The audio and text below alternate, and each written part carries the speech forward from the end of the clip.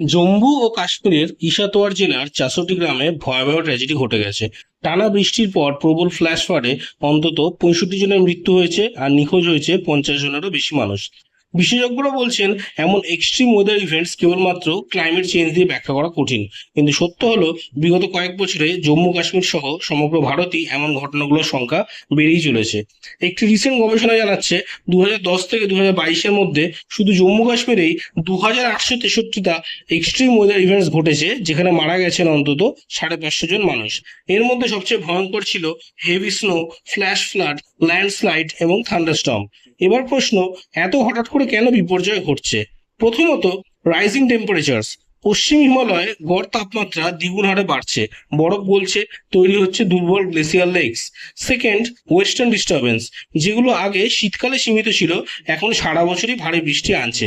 আর third হচ্ছে topography. পাহাড়ি ভূপ্রকৃতির কারণে অল্প বৃষ্টিও ভয়ঙ্কর বন্যা ডেকে আনে।